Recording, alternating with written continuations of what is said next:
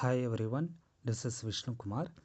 இன்றைக்கி நம்ம என்ன பார்க்க போகிறோம் அப்படின்னா, என்எம்எம்எஸில் வந்து மணி சேவிங் அண்ட் இன்வெஸ்ட்மெண்ட் இந்த ஒரு லெசனோட இம்பார்ட்டன்ஸ் என்ன, இதில் வந்து எந்த மாதிரியான கேள்விகள் இதுவரைக்கும் கேட்டிருக்காங்க, அடுத்த வருஷம் நம்ம எந்த மாதிரியான கேள்விகளை எதிர்பார்க்கலாம், ட்ரஸ்ட் எக்ஸாமில் இந்த மணி சேவிங் இன்வெஸ்ட்மெண்ட் லெசனில் எந்த மாதிரியான கேள்விகள் வர வாய்ப்பு இருக்குது அப்படின்னு சொல்லி நம்ம இந்த எல்லா கான்செப்ட்ஸுமே இன்றைக்கி பார்க்கலாம். சரிங்களா?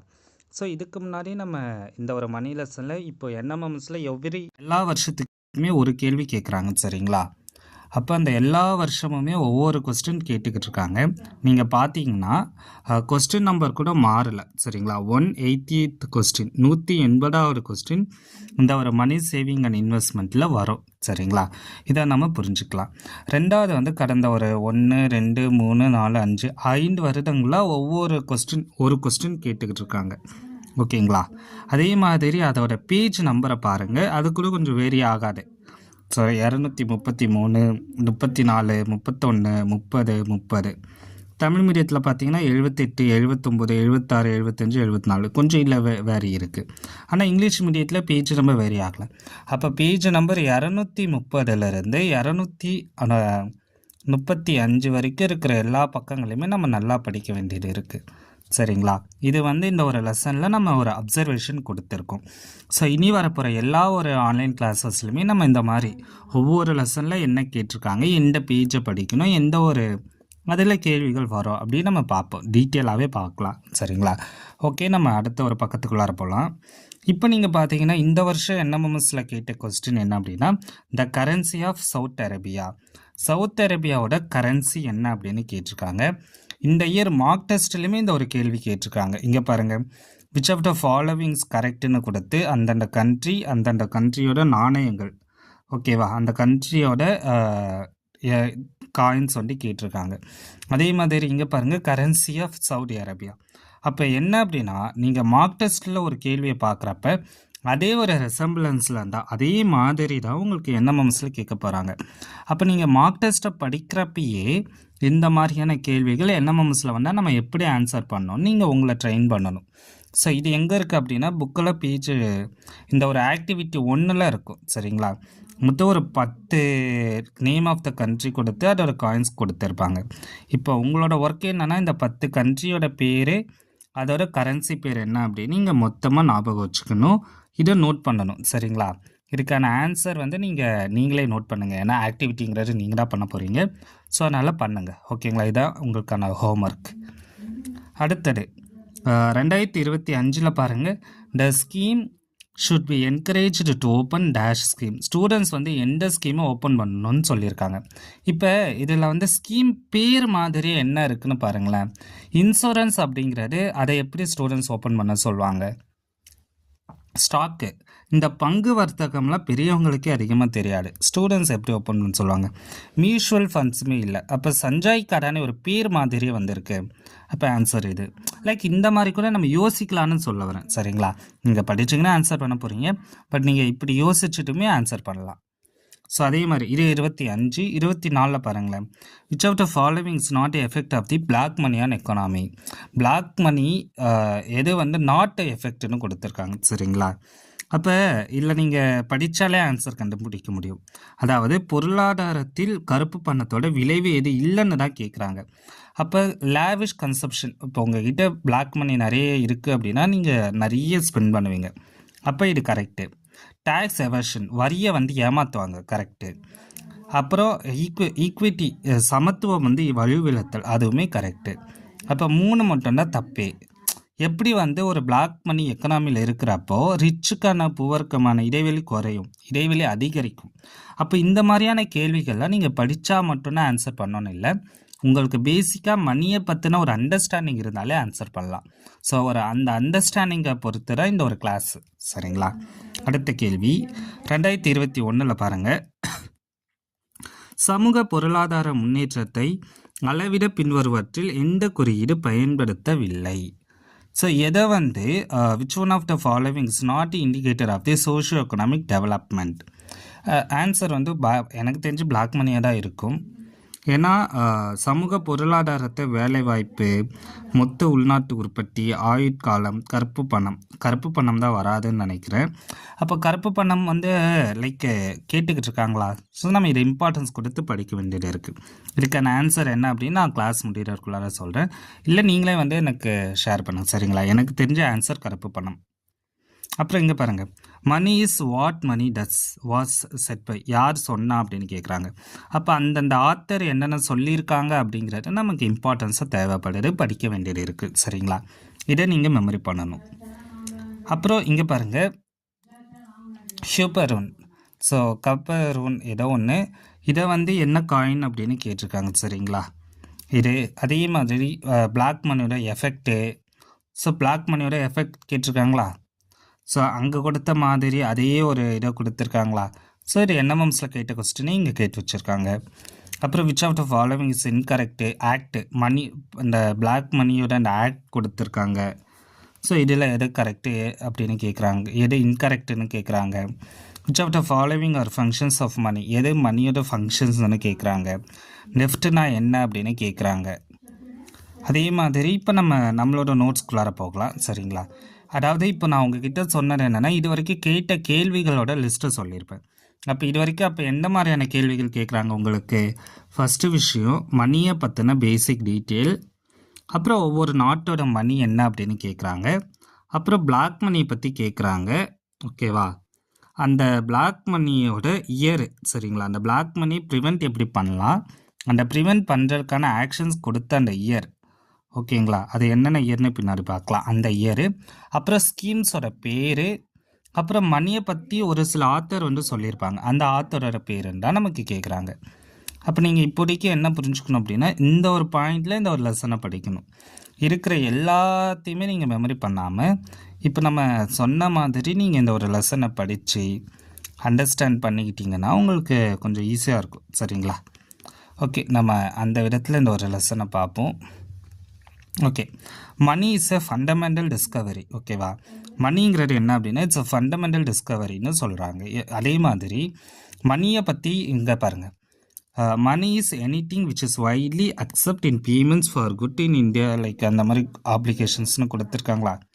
இதை நான் ரஃப் பண்ணிடுறேன் ஃபஸ்ட்டு.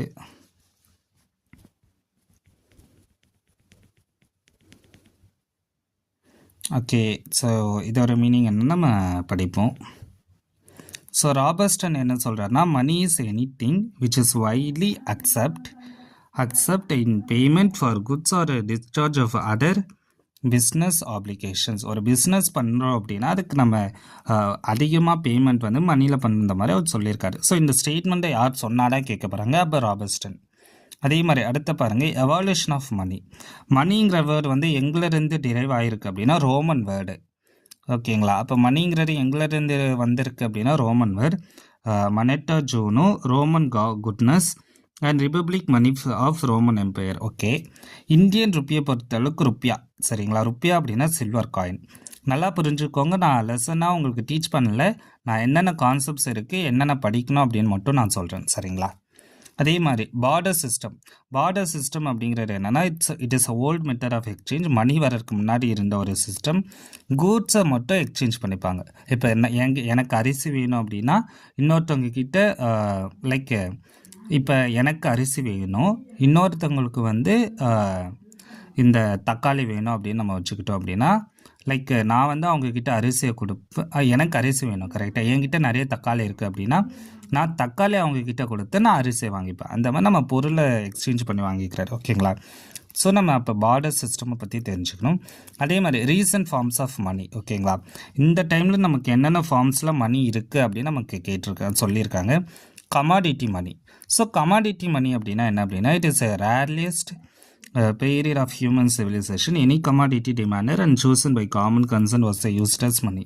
அதாவது ஒரு பொருள் மட்டும் நமக்கு தேவையாக இருக்குது அப்படின்னா அந்த ஒரு பொருளை மட்டும் அவங்க வச்சுக்கிட்டு, இங்கே பாருங்கள், any commodity demanded and chosen by common consent. So காமனாக நமக்கு எந்த பொருள் தேவையோ அந்த ஒரு பொருளை மணியாக சூஸ் பண்ணிப்பாங்க. கூட்ஸ் யூஸ்ட் ஆஸ் மணி. அதாவது பார்டர் சிஸ்டம் மாதிரி கூட்ஸ் அவங்களுக்கு எந்த பொருள் அரிசி தேவைன்னா அரிசி அவங்க பணமாக வச்சுப்பாங்க, காயின்ஸ் தேவைன்னா அந்த காயின்ஸை பணமாக வச்சுப்பாங்க, அந்த மாதிரி. ஸோ இதை ஜஸ்ட்டு தெரிஞ்சுக்கோங்க. கமாடிட்டி மணி. அப்புறம் மெட்டாலிக் மணி. ஸோ மெட்டாலிக் மணினா என்னன்னு தெரியல, சில்வர் காயின் அந்த மாதிரி. அப்புறம் commodity money change into metallic money. அதாவது கமாடிட்டி மணி தான், அந்த அரிசி அந்த மாதிரி பொருட்கள் தான் பிற்காலத்தில் மெட்டாலிக் மணியாக மாறி இருக்குது. மெட்டல்னா என்ன சார்னா கோல்டு, சில்வர், காப்பராக மாறி இருக்குது. அப்போ அடுத்து பார்த்தீங்கன்னா main form of money throughout major portions recorder money. இப்போ நம்ம ஹிஸ்ட்ரி ஆஃப் மணி பார்ப்போம். அப்போ ஹிஸ்ட்ரி ஆஃப் மணியில் பாருங்களேன், இப்போ இது எல்லாமே மெமரி பண்ணுற மாதிரி இருக்கும், சரிங்களா. 8th செஞ்சுரியில் வந்து கிங் மிடாஸ் ஆஃப் லிடியா அவங்க தான் மெட்டல் காயினை இன்வெர்ட் பண்ணியிருக்காங்க. Ancient historian Herodotus. Okay, just அது தெரிஞ்சுக்கோங்க. கோல்ட் காயின்ஸ் இன் இந்தியா இது கண்டுபிடிச்சிருக்காங்க. Earliest issues in coins in the world ancient Indians along with Chinese and இரிடியன் ஃப்ரம் மிடில் ஈஸ்ட். இது தேவையில்லை. ஃபர்ஸ்ட் காயின் இன் இந்தியா இது தேவை, இதை நீங்கள் மெமரி பண்ணணும். 6th century BC மகாஜனபதாஸில் ஃபர்ஸ்ட் காயின் வந்து கண்டுபிடிச்சிருக்காங்க. புராணாஸ், பனாஸ்னு கண்டுபிடிச்சிருக்காங்க. மௌரியன்ஸை பொறுத்தளவுக்கு பஞ்ச் மார்க்டு காயின்ஸை யூஸ் பண்ணியிருக்காங்க. அதில் சில்வர், கோல்டு, காப்பர், லெட்டுன்னு யூஸ் பண்ணியிருக்காங்க. இந்தோ கிரீக் குஷான் கிங்ஸை பொறுத்தளவுக்கு Greek customs of engraving portions on coins. Just தெரிஞ்சுக்கோங்க, இது இம்பார்ட்டன்ட் இல்லை. 12th centuryயில் வந்து டர்கிஷ் சுல்தானாஸ் ஆஃப் டெல்லி வந்து royal design of Indian kings with Islamic கேலியோகிராஃபியை யூஸ் பண்ணியிருக்காங்க. அதே மாதிரி currency of gold, silver, copper, tanka இதை நம்ம ஃபர்ஸ்ட் லெசன்லேயே படிச்சிருப்போம், சோர்சஸ் ஆஃப் மிடிவல் இந்தியாவில். அப்புறம் லோயர் வேல்யூ காயின் வந்து ஜிட்டால்ஸ். அப்போ இப்படி கேட்பாங்க, எது வந்து லோயர் வேல்யூ காயின். அதே மாதிரி கரன்சி ஆஃப் கோல்டு, சில்வர், காப்பருக்கு பேர் வந்து தங்கா. அதே மாதிரி 12th centuryயில் வந்து டர்கிஷ் ஆஃப் சுல்தானா டெல்லி வந்து அவங்க இதில் வந்து எதை வந்து பொறிச்சிருப்பாங்க, எதை வந்து அவங்க இது பண்ணியிருப்பாங்கன்னா royal designs Indian kings with Islamic calligraphy. Just தெரிஞ்சுக்கோங்க. 1526 ADயில் Mughal empire introduced consolidate monetary system introduce பண்ணியிருப்பாங்க. அண்டு மீதி இது ஜஸ்ட் இதை பற்றி தெரிஞ்சுக்கோங்க. Okay, Mughal currency was popular. இதெல்லாம் தேவை, சும்மா படித்து வச்சுக்கோங்க, ஏன்னா எல்லாம் கேட்க அந்த அளவுக்கு வாய்ப்பு இல்லை. ஆனால் இது இம்பார்ட்டன்ட். பிரிட்டிஷ் கோல்ட் காயின் பேர் வந்து கெரோலினா. பிரிட்டிஷ் சில்வர் காயின் பேர் ஆஞ்சலினா. பிரிட்டிஷ் காப்பர் காயின்ஸ் பேர் கியூபரோன். இதை தானே கேட்டுனாங்க. அப்போ கியூபரோன்னா காப்பர் காயின்ஸ். அப்போ இந்த மூணுமே இம்பார்ட்டன்ட், ஏன்னா இது கேட்க வாய்ப்பு இருக்குது. அதே மாதிரி டின் காயின்ஸை வந்து டினி அப்படின்னு சொல்கிறாங்க. அப்புறம் பேப்பர் மணி. ஓகேவா, பிற்காலத்தில் மணி வந்து பேப்பராக மாறி இருக்கு. ஸோ இதை வந்து ஆர்பிஐயில் எஸ்டாப்ளிஷ் பண்ணியிருக்கு 1935. இப்போ நம்ம யூஸ் பண்ணுற மாதிரி மணி. அதே மாதிரி credit money or bank money வந்து செக்கு, சரியா, செக்குமே நம்ம யூஸ் பண்ணுறோம். அதே மாதிரி நியர் மணி, இந்த மணி பேரெல்லாம் ஞாபகம் வச்சுக்கோங்க, அது எங்கெங்கே இருக்குது. லைக் கிரெடிட் மணினா செக்கு, நியர் மணினா bills of exchange, treasury bill, debentures, saving certificate. Plastic மணினா credit card, debit card, cardless transaction. E மணினா பேங்கிங் கம்ப்யூட்டர் சிஸ்டம். இப்போ இதுதானே கேட்டிருந்தாங்க நெஃப்ட்டு. நெஃப்ட்டுங்கிறது நேஷ்னல் எலக்ட்ரானிக்கல் ஃபண்டு ட்ரான்ஸ்ஃபர். இது டைரக்ட் ட்ரான்ஸ்ஃபர் ஃப்ரம் அதாவது அக்கௌண்ட் டு அக்கௌண்ட்டு ட்ரான்ஸ்ஃபர் பண்ணிப்பாங்க. அடுத்தது values of money.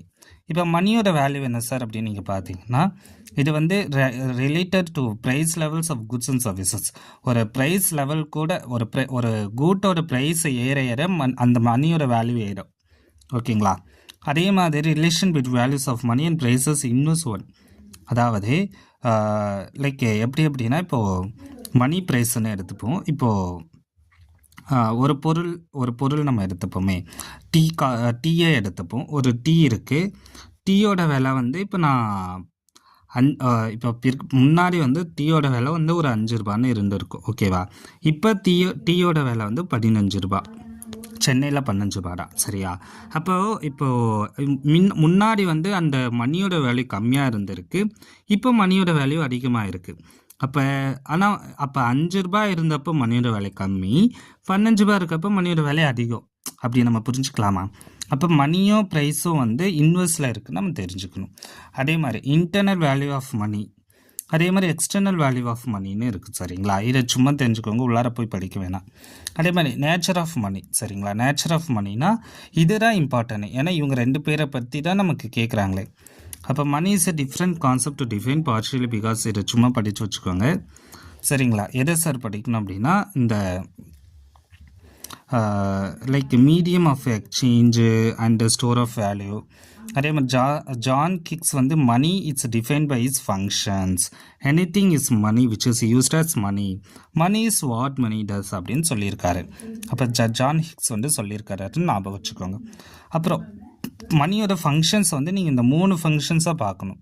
Primary function என்ன, செகண்டரி ஃபங்க்ஷன் என்ன, கான்டிஜென்ட் ஃபங்க்ஷன் என்ன. அப்போ ப்ரைமரியாக இது வேல்யூவை மெஷர் பண்ண யூஸ் பண்ணுறாங்க. Medium of exchange or means of பேமெண்ட்டுக்கு யூஸ் பண்ணுறாங்க. ஸ்டாண்டர்ட் ஆஃப் டிஃபர்ட் பேமெண்ட்டு இதெல்லாம் செகண்டரி ஃபங்க்ஷன்ஸ். ஏன்னா நமக்கு ஃபங்க்ஷன்ஸ்லேயே ப்ரைமரி ஃபங்க்ஷன் செகண்டரி ஃபங்க்ஷன் என்னென்னு இந்த பாயிண்ட் வைஸ் கேட்டாங்கன்னா இதை நம்ம எழுதணும். சரிங்களா? அப்போ இந்த 3 ஃபங்க்ஷன்ஸை படித்து வச்சுக்கோங்க. ரொம்ப உள்ளார போய் புரிஞ்சுக்க வேணாம். அப்புறம் இது முக்கியம்.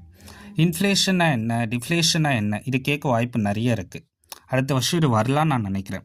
இன்ஃப்ளேஷன்னா ப்ரைஸோட வேல்யூ ரைஸ் ஆகுது, ஓகேவா? அப்போ மணியோட வேல்யூ குறையும்.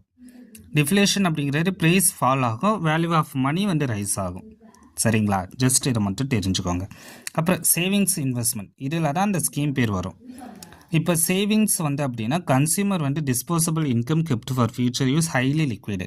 இப்போ சேவிங்ஸ்னால் என்னென்னா, இப்போ நீங்கள் ஒரு பணத்தை சேவ் பண்ணுறீங்க. அப்படி பணத்தை சேவ் பண்ணுறப்ப அது இப்போ நீங்கள் எப்படி சேவ் பண்ணுவீங்க, நீங்கள் பிக்கி பேங்க் வீட்லேயே நீங்கள் சேவ் பண்ணுறீங்கன்னு வச்சுக்கோங்களேன். அந்த பணத்தை நீங்கள் ஃபியூச்சர் யூஸ்க்கு யூஸ் பண்ணுவீங்களா? அப்புறம் இது லிக்விடுனா என்ன அப்படின்னா, நமக்கு வந்து நம்ம கையிலே இருக்கும், நம்மளோட செலவுக்கு நம்ம யூஸ் பண்ணிக்கலாம். ஆனால் அதுவே இன்வெஸ்ட்மெண்ட் அப்படின்னா நீங்கள் ஒரு பொருளை ஒரு முதலீடாக நீங்கள் ஒரு இடத்துல கொடுக்குறீங்க. இப்போ லேண்ட் ஒரு பொருளாக வாங்குகிறோம், இல்லைன்னா இப்போ இந்த மியூச்சுவல் ஃபண்டு இந்த மாதிரிலாம் காசு கட்டுவாங்களே இப்போ வீட்டிலலாம், அந்த மாதிரி கட்டுற இடத்துல அப்படின்னா என்னென்னா அது லெஸ் லிக்விடு, நமக்கு தேவைக்கு நம்ம செலவு பண்ண முடியாது.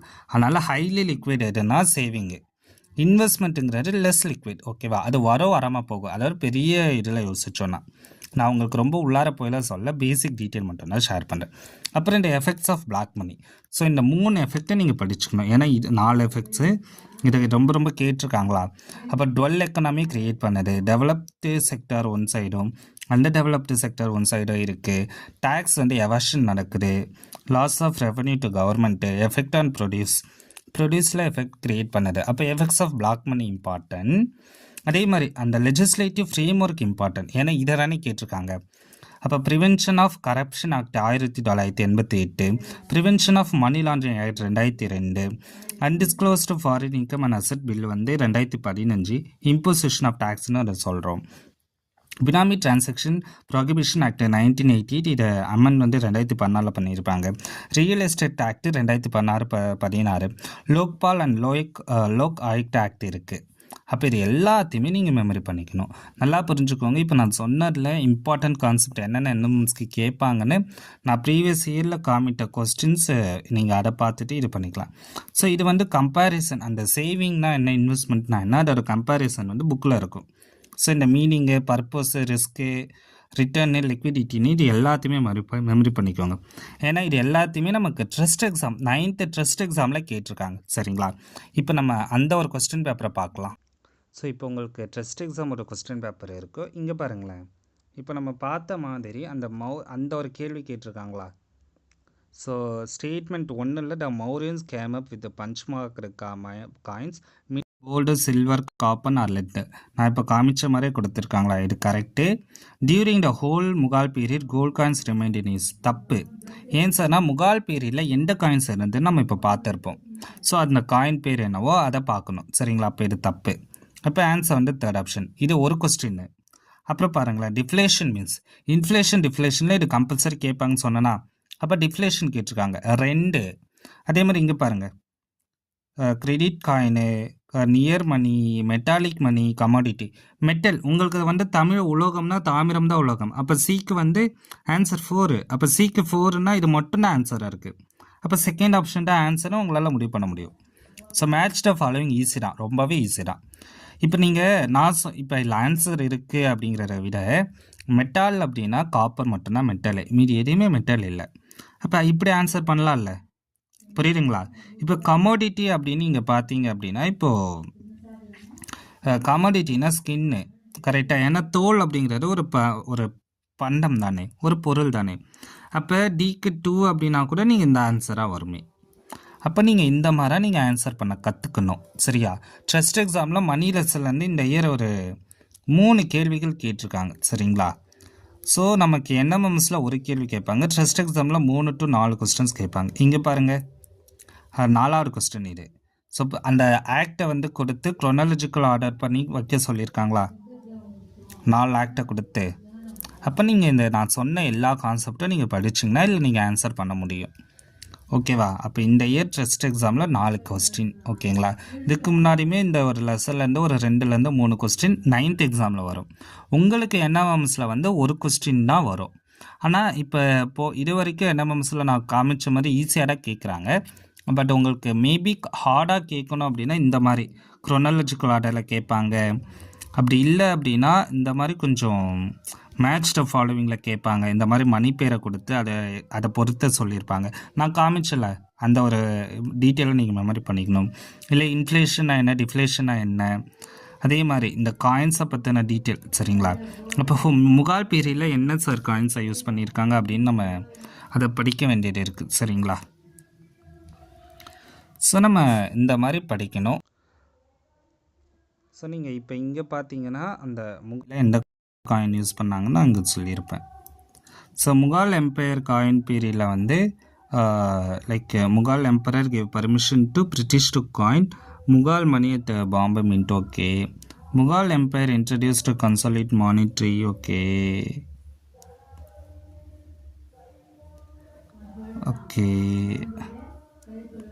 அதாவது கோல்ட் காயின்ஸை வந்து யார் இஷ்யூ பண்ணியிருப்பா அப்படின்னா நமக்கு மௌரியன்ஸ் சரிங்களா. ஸோ அவங்க பண்ணியிருப்பாங்க, அதனால் அது தப்பு சரிங்களா. ஸோ முகால் எம்பையர் பொறுத்தளவுக்கு கன்சாலிடேட் மானிட்ரி சிஸ்டத்தை கன்சாலிடேட்டாக பண்ணியிருப்பாங்க, அதை பண்ணியிருக்க மாட்டாங்க. ஸோ அவங்க கோல்ட் காயின்ஸை இஷ்யூ பண்ணியிருக்க மாட்டாங்க. அதனால் ஆன்சர் இது. ஸோ நீங்கள் இப்படி புரிஞ்சுக்கணும். அகெயின் நான் இன்னொரு டைம் சொல்கிறேன். ஸோ ஏன் சார் முகாலில் காயின் வரல அப்படின்னா, ஏன்னா அவங்க கோல்ட் காயின்ஸை யார் இஷ்யூ பண்ணா அப்படின்னா இப்போ மௌரியன்ஸ் தான் இஷ்யூ பண்ணியிருப்பாங்க சரிங்களா. ஏன்னா இங்கே மௌரியன்ஸ் இருக்கா, மௌரியன்ஸ் பஞ்ச் மார்க் காயின் இருக்கா, கோல்ட் காயின்ஸில் அவங்க கொடுத்துருக்காங்களா. அதே மாதிரி இண்டோ கிரீக் குஷானை பொறுத்தளவுக்கு great custom of engraving portions of காயின்ஸ்லாம் அந்த மாதிரிலாம் கொடுத்துருக்காங்க ஓகேங்களா. அப்போ இவங்க தான் இதை இஷ்யூ பண்ணியிருக்காங்க. அப்போ முகால் பீரியடில் என்ன பண்ணியிருக்காங்க அப்படின்னா அந்த முகால் பீரியடில் வந்து காயின்ஸை வந்து கன்சாலிடேட்டாக பண்ணியிருக்காங்க, கன்சாலிடேட் மானிட்டரி சிஸ்டம். அப்போ லைக் அவங்கக்கிட்ட வந்து கோல்ட் காயின்ஸ் வரலல்ல, அவங்க ஒன்றும் பண்ணலல்ல. அப்போ ஆன்சர் தான் சரிங்களா.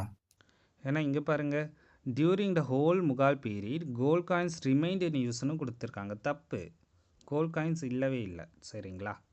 ஸோ நீங்கள் கரெக்டாக புரிஞ்சுக்கிட்டு கரெக்டாக படிக்க வேண்டியது இருக்குது. மௌரியன்ஸ்ட பஞ்ச்மார்க் காயின்ஸில் கோல்டு சில்வர் காப்பெல்லாம் கொண்டு வந்திருக்காங்க, முகால் பீரியடில் இல்லவே இல்லை. ஸோ இதை நீங்கள் புரிஞ்சுக்கணும். அப்போ இந்த மாதிரி லெசனை நல்லா டீட்டெயில்டாக அண்டர்ஸ்டாண்ட் பண்ணி புரிஞ்சுக்கிறப்போ உங்களால் கொஸ்டின் ஆன்சரை பார்க்க முடியும். ஏன்னா இப்போ நான் சொன்னதான் உங்களுக்கு கேள்வியாக கேட்டிருக்காங்க அப்படிங்கிறப்போ நீங்கள் இதை மட்டும் ஃபஸ்ட்டு படிங்க. அப்புறம் மீதி இருக்கிற ஏரியாஸ் எல்லாம் நீங்கள் இம்பார்ட்டன்ஸ் கொடுத்து படிங்க. ஸோ உங்களுக்கு டவுட் ஏதாச்சும் இருந்தால் கேளுங்க, நான் ஆன்சர் பண்ணுறேன். Thank you, students.